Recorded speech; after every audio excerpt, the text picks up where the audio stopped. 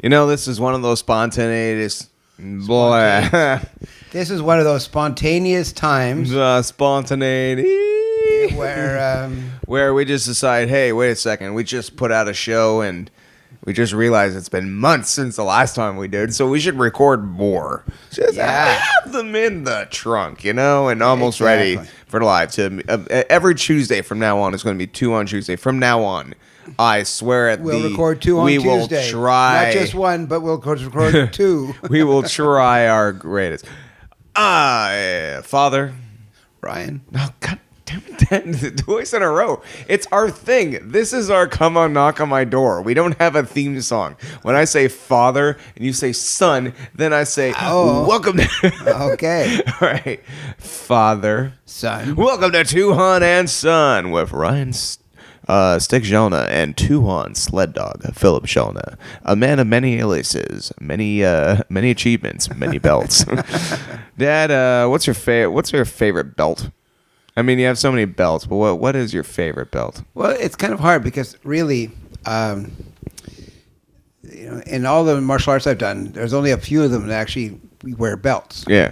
So I would say the catch. The rest of them wear suspenders. Yeah. No, actually, they just T-shirt and shorts most of the time.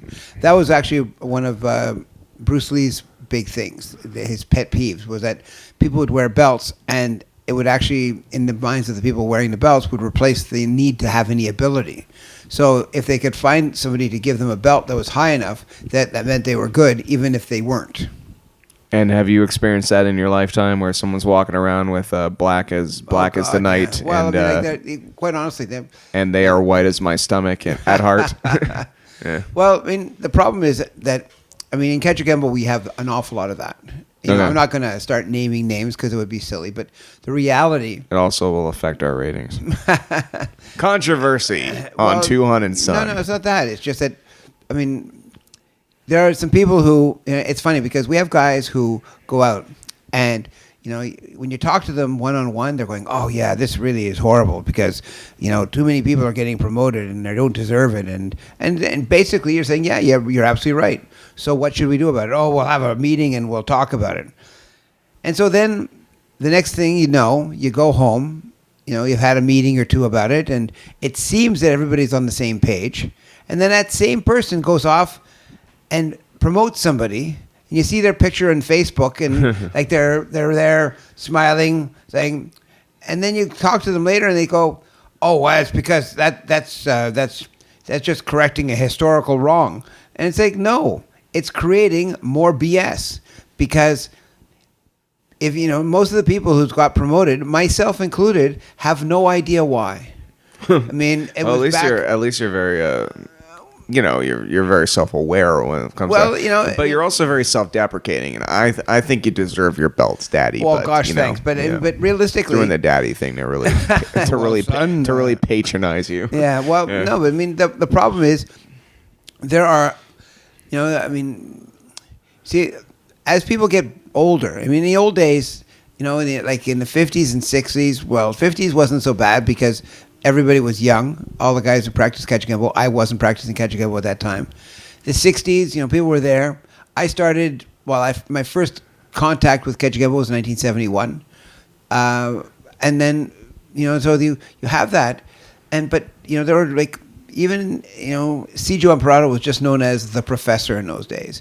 And all the highest ranking guys were there was Gilligan and the skipper and Marianne. No, but the people didn't get much rank. Nowadays, if you've gone on an extended vacation, you come back and everybody remembers you from the old days, then they give you a rank as if somehow you have been training for 40 years as opposed to you haven't. And it's not, I'm not saying it because I want to be an old Grinch. It's just that when you do that and then you meet other people who really, really suck, you can't say anything to them. You can't go, oh, well, you really, really suck. And then they'll go to you and say, yeah, but you coming from a system where there's a lot of people who suck. How do you know the difference? Do you have a Geiger counter? No, you don't. You just have, you're wearing that belt. I kind of see where you're coming from, Pop. You see, in music, might even said this on our episode. Who knows? We've done a lot of them. So in music, some people like to claim that they've been playing for like 30 years because they've owned a guitar for 30 years. It hasn't left their closet since those 2 weeks they played it back in the 90s or 80s or what, I don't know. I'm very 60s. I'm very old. Let's say 80s. Anyway, you know, and they played a little bit back in the day and maybe on and off throughout the years, but they think that's kind of like the same intensity as somebody who had been playing for 30 years every day. And if someone's like, oh, I've been playing for 15 years. Oh, I've been playing for 30. So, you know, on paper, you're gonna look at the person who's done it for 30 and say, whoa, 30 years, that's a long time. Right, because you think of yourself, if you've been playing even if someone's been playing for 6 years, someone's been playing for 3 months, and it's been 12 hours a day, which is an assload longer than the 20 hours a week. the 20 hours they've clocked in over 30 years of playing, just comparatively. So yeah, I guess that's what I'm saying. It's just like I've experienced that too. Yeah, and most martial arts have that. I am that guy though, Dad. That's why I'm bringing this up. Technically, I've been playing bass since I was 14. I'm 31. That's a long time. I should be much better. I don't practice every day. I'm gonna throw that out there right now. I do not practice every day. But guys like John Burden, my bass player in the Holiday Hooligans, he loves music. He breathes music. Him and my guitar player Joey Fenario go out of their way to learn new tricks. Especially John.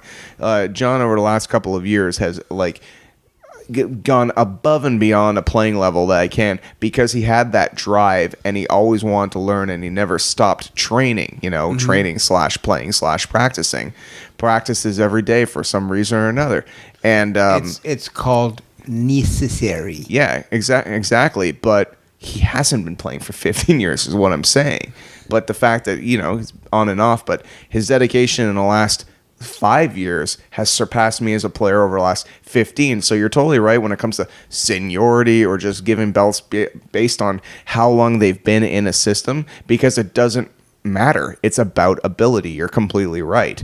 You could drop us off on a desert island, give us amnesia, put a guitar in our hands, and he'll play circles around me, and then you'd be like, well, one of these guys has been playing for 15 years. It's probably that guy who's slapping the bass around and making the other guy look like crap. Right, So, and yeah. I mean, and in martial arts, the thing is that it's bad, is that, you start thinking that, oh, these guys who claim to have a lot of time in the art are actually better than those people who don't.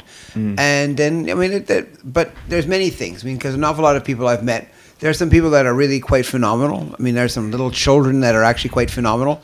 I don't think they ever deserved a black belt. I mean, it's really kind of weird to, see somebody, with 12 years old with a black belt, because and I know that anybody that's listening to me that actually has a kid that they know who is a black belt, they're going, yeah, but that's really unfair because, in the old days, I said, no, in reality, the first Dan, which is, I mean, no matter what we do, any of this ranking stuff comes down to us from the Japanese. Yeah. And the first Dan, which was the old way from going from the Q level, which was the prior to black belt level, and then to the Dan level, that was called the first man. I mean, because it was all a very male thing. And so it was kind of like the equivalent of like a confirmation or a bar mitzvah or that kind of thing. So not necessarily having to be 16, though nowadays that's sort of considered like the base level of maturity for a young adult. But most 12-year-olds are, 500 years ago, most 12-year-olds probably already knew who they were going to marry. Whereas nowadays, I know. And when you think about it nowadays, being in like our generation, Jesus Christ, the last 100 years, just consciously every day of your life, when you imagine 11-year-olds getting married, it just grosses the hell out of you, Well, and that's not even talking about the guys who manage to arrange to have somebody marry them to a 8-year-old or a 9-year-old, which is like, oh wow, it's like. And this is why I don't like tradition. That's exactly like Christmas. It's a light tradition. It's changed. There was no Rudolph when it started. You know what I mean? Yeah, that's kind of interesting. What you were saying there, it just brought up completely irrelevant, but I'm an irrelevant type of guy. There's this episode I've been watching a lot of Third Rock from the Sun, Yeah, I know. and Dick got into the High Commander. Got into Shakespeare because Tommy wanted to make out with his girlfriend, and he's like, "Oh, if you become the director, you can cast me as Romeo, and I get to make out with my girlfriend." And then Dick gets the job as director and doesn't pick Tommy, and he's just like, "Dick, why didn't you pick me?" He's like, "Well, you were good, but you didn't have it." It's just like, "But what about all the makeup scenes?" It's like, "Damn it, Romeo and Juliet is not about a bunch of horny teenagers." And of course, it's exactly like that. So when people look at Romeo and Juliet and they're like, "Oh, what a classic love story," I'm like, no, it was some dumbass stalker guy who's stalking Juliet's cousin, kind of gave up on that and settled for Juliet, and then they ended up killing themselves when their parents said no. Like, what the hell? You know, what is wrong with history? You know. So anyway, here we are in the modern age, and movies, amazing movies like The Fistfoot Way. What's his name again from Eastbound and Down? What's his name? I don't remember. Oh but my he was God, good. I love him, and I can't remember. Everyone out there, just say his name on Facebook. We know you're listening. So anyway, him. That movie is just incredible because he pits like this. His number two is like this tiny little kid and stuff like that. And there's that scene in the movie where he pits like this old lady against this young guy. And he's just like, "Oh, I don't know. She's one of my old students, man. She's going to kick her ass." And the guy just punches her in the face. Oh, I love the movies. Anyway, so Belt. Yeah, continue. Anyway, well, no, but Yeah. I mean, but it just in every situation, you're going to get people who deserve it or don't deserve it, and you start realizing that it's the old. Well, you were talking about Shakespeare. He had a quote: "It's to thine own self be true." Because if you don't have the stuff together in your own life, it doesn't matter what ethical situation you follow. It won't work. So I think it's really important for us to realize that you can't do it for somebody else. You can't do it because of somebody else. You have to do it for yourself. Sort of like what you were talking about, your bass player, and how much time he put in. He didn't put into it to make you better. He put it in to make himself better. Yeah, and I put in enough time to be able to play in the band, and that's enough. It's like, all right, fill up something to do with my hands so I can get my singing on. Yeah. Okay. Well, another fun fact is when I was a kid, there was like people were obsessed with like my cousin's a black belt, or just like the term black belt, or the purple belt, or whatever. Just people are always like obsessed with the fact that it's just like, oh, this person has a black belt, that makes them a lethal weapon. Well, that's because in the 50s, when people started seeing martial arts, I mean, you'd seen it before. There was a movie with James Cagney and where he did some judo because he was a judoka. Is that why people have Rolls Royces and stuff like that to show that they're rich? It's like, how rich is he? It's like, oh, I have a cousin who's so rich that he has 2 Rolls Royces and a supermodel girlfriend that used to be his son's babysitter. You know? That's how rich my cousin is. I say. Anyway, but the reality though is that We have a contest. How many tangents has Ryan gone on? Yeah, today? exactly. Well, normally it's me that goes on these. That's tangents. why I'm out tangenting you. You're the straight man today, You're Pop. intangible. Oh. Anyway, so but the black belt was a result of these basically spy movies, and because spy movies in the 1960s were very, very popular, and so guys like they had movies that I've never heard of. I think of Matt Helm with Dean Martin, people like that. But having this black belt, even Bruce I've Lee. never heard of them. How are you quoting their names? You can remember the name from the guy from Eastbound and Down 5 minutes ago, but you can remember a movie you've never seen from 50 years ago? It was in a karate magazine. What can I tell you? Going on? Anyway, so Okay. these guys, but these karate movies were really, really big in the early '60s, and these guys, inside that movie or that TV show Kung Fu came around in around 1970 with David Carradine's Kwai Chang Caine. That movie was actually, well, not the movie, the premise of it was actually created by Bruce Lee. Yeah. But he didn't get to play it because he was too Chinese. Yeah, exactly. Which is just shows what kind of a climate is the 60s. Yeah, well, late 60s, early 70s. Late 60s or 70s.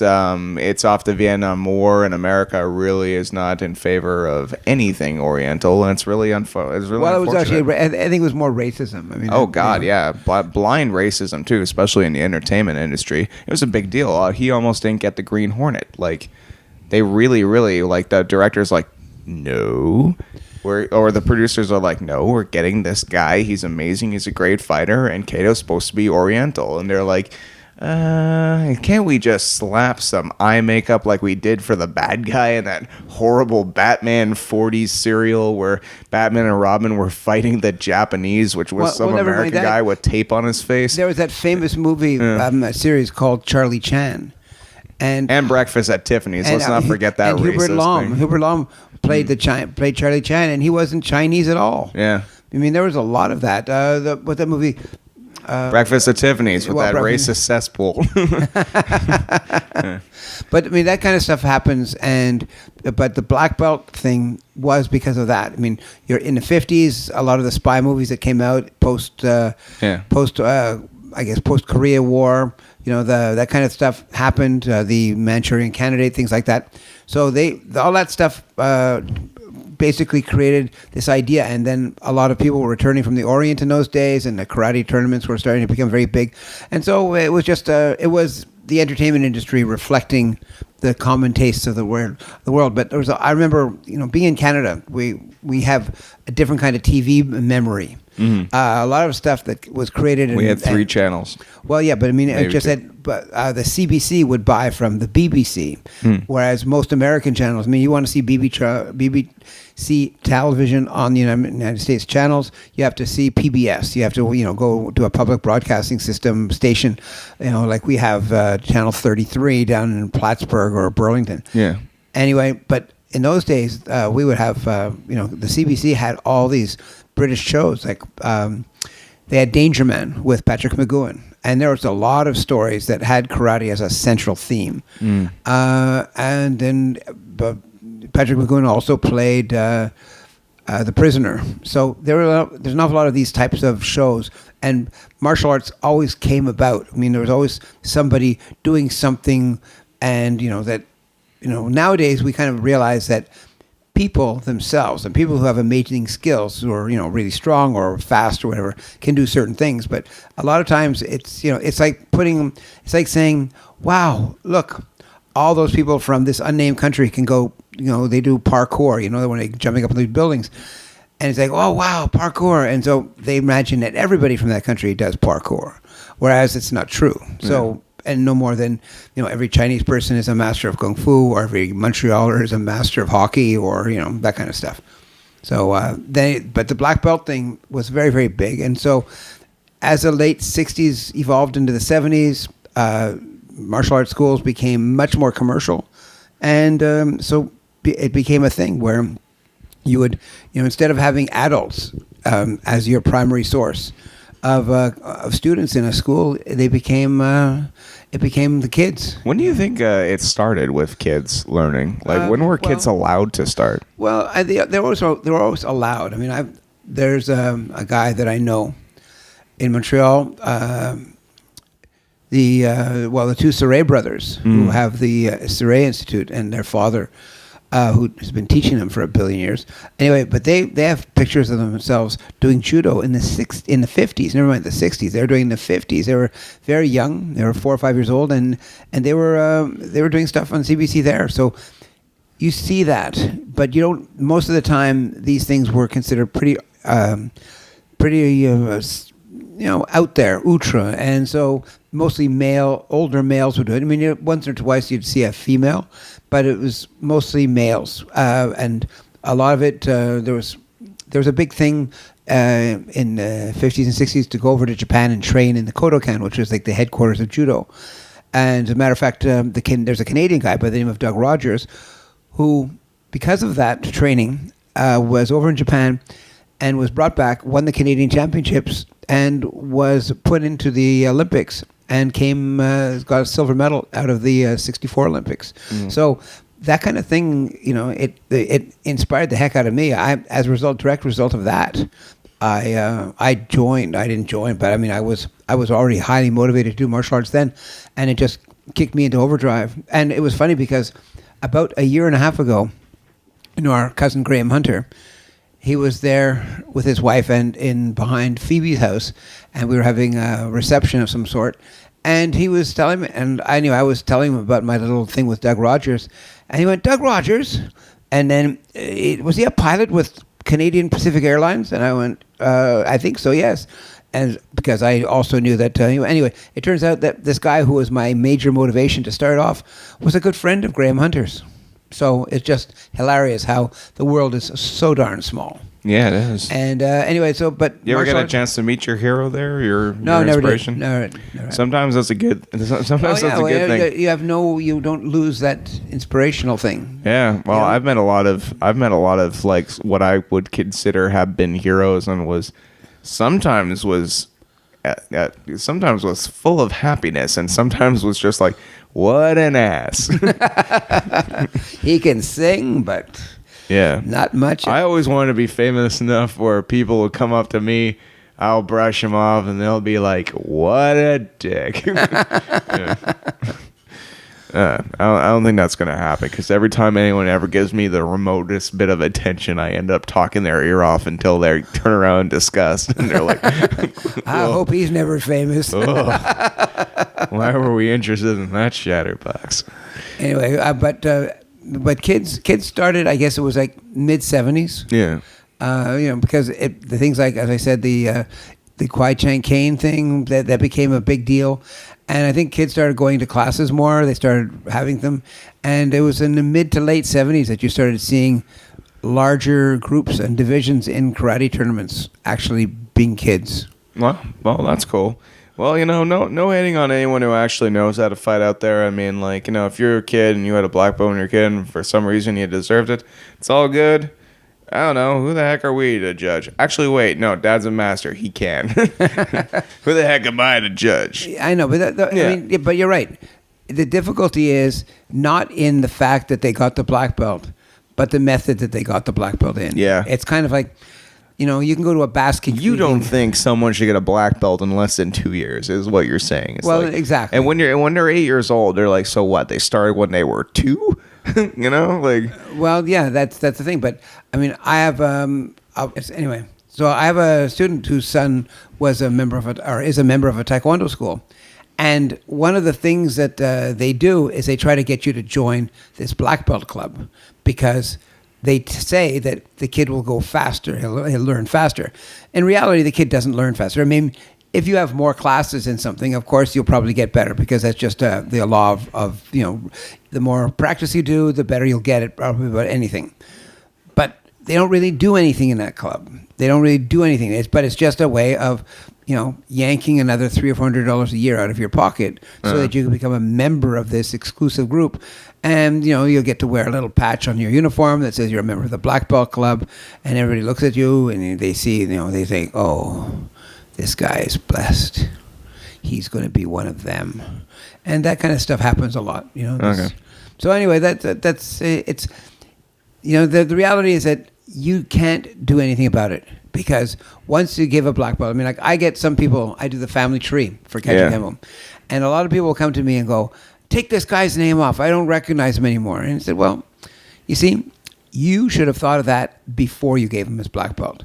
Because once you give somebody a black belt, it's kind of it's like a commitment. No, it's not a commitment. It's a rank. It's it's kind of like once you're married, unless you're Henry VIII, that's a commitment, Father. Why are you denouncing my commitment? Well, no. But it's like, but it's not the commitment thing. It's just that once you've crossed that threshold, you can't uncross it. So once you're a black belt, so he wants to divorce his black belt. Well, yeah, he wants to say that they never got their black belt. Doesn't want to recognize them under him, and that's the problem. Because look, I really wish there was a way, but most of the time, we kind of know the people we're going to give the black belt to, and I guess we kind of hope that they're going to change. But why would they change? They're not going to change. Why would they change? So you're going to get very upset because they're not going to change, and you're going to sit there going, why did I give them their black belt? They were supposed to change, and of course they didn't. Define change. Give an example. Well, let's say somebody is inclined to be a jerk in class. Okay. They're inclined to hit people. So you say to yourself, I'm going to give them more responsibility. I'm going to make them a black belt. They'll be able to teach class. So they're going to teach class. And in that class, they just happen to have a bigger platform upon which they can be jerks. Okay. So, if they're inclined to hit people, they'll be inclined to hit people more because no one's going to stop them because they'll make sure that they only spar because they're the black belt. They don't get to choose.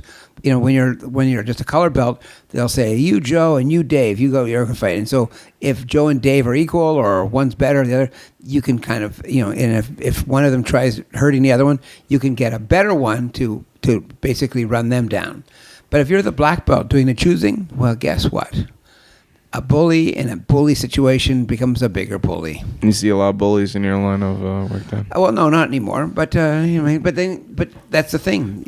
A little too Cobra Kai for well, you it's or funny me, because it's funny you should say that because recently there's been something on Facebook saying that the guys from Cobra Kai, they were really the nice guys. It was Daniel that was the psycho. So it's kind of amusing. I mean, I saw this thing on How I Met Your Mother where like Barney Stinson, the character played by see, my brain is not working. I'm inheriting mom's inability by to remember Doogie Howser. Yeah, Neil Patrick Harris. Anyway, he's like, who are the heroes in Star Wars? The Empire. They had They had suits. They had amazing ships, and all they wanted was to unite the universe. It's like, okay, who's the good guy in the Karate Kid? Hello, the real Karate Kid. Like the guy from Cobra Kai who actually knows karate, and is like apparently like Daniel's son, like, yeah, he only won the tournament by an illegal kick to the face, and stuff. And I'm thinking, technically it's true. yeah, but I don't know, whatever.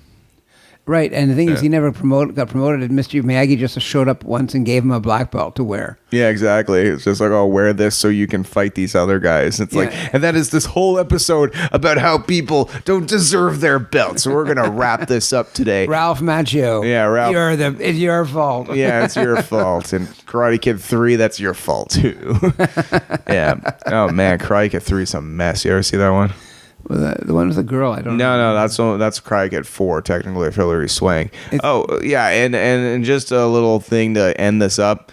What is your stance on this? Just the last thought of the day. What? They call it the Karate Kid, the remake with Will Smith's Afterbirth or After Earth star, Jaden.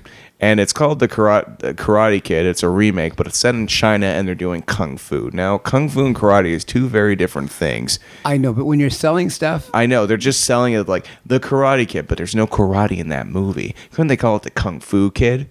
Or This Will Suck? They may have been confused. That's a terrible joke, and we're going to end on that. When do you wear a black belt? Well, definitely not with brown socks. The reason why it's black is because everything else clashes. Anyway, all right, Dad. Well, I think it's about time we ride off into the sunset, kung fu style, with no black belts, just our fists, solving mysteries fists in the old west. All right. I am Ryan Stick Gelina. And I am Philip Tuhon Gelina. And we are Tuhon and Son. Thanks again for listening. Make sure you come down to Gamma. That's Montreal, Gelina's Academy of Mixed Martial Arts, downtown. 117 St. Catherine West, Suite 222. Second floor. Well, that's Suite 222, that okay. part. Yeah, Suite 222, second floor. Yeah. Whatever. Maybe it's a building that likes changing stuff, man. They don't need you, old man. All right. Anyway. All right. So yeah, man. That's it. Okay. Well, we gotta think of something to go off on. All right. To laugh about. Well, we can go off on black belts. We could. I think we just did for like 30 minutes. All right. Well, I'll see you next time. All right. Yeah, next time I'll have a black belt because I'm going to go to a kid's judo school. All right. See you. All right. Bye.